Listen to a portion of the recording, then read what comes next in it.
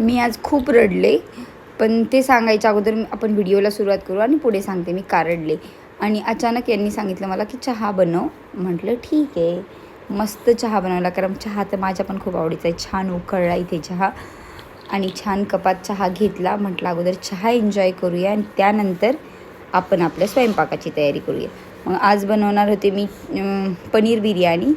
तर शौर्यासाठी पण सेम सगळं बनवावं लागतं, फक्त ती तिखट जास्त खात नाही म्हणून तिचं पण बनवत होते. तिच्या ह्याच्यात तिखट सोडून बाकी सगळं सामान टाकलं, जसं की हळद, धना पावडर, जिरा पावडर, मटन मसाला, बिर्याणी मसाला, आलं लसूण पेस्ट, अद्रक आणि इथे आहे कांदा. बघू शकता किती मोठा कांदा मी कापला आहे आणि खरं मी या कांद्यानी रडली आहे, बाकी काहीच नाही.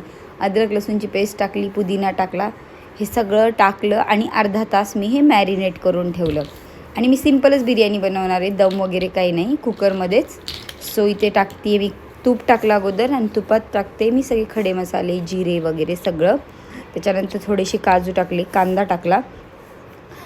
तो कांदा मस्त होऊ दिल्यानंतर टोमॅटो पण टाकलं, ते छान होऊ दिलं. दोन्ही ह्याच्यात ते मॅरिनेट केलेलं पनीर वगैरे सगळं टाकलं, तांदूळ टाकले आणि 2 शिट्ट्या फुल गॅसवर होऊ दिलं. बघा ही बिर्याणी खूप सुंदर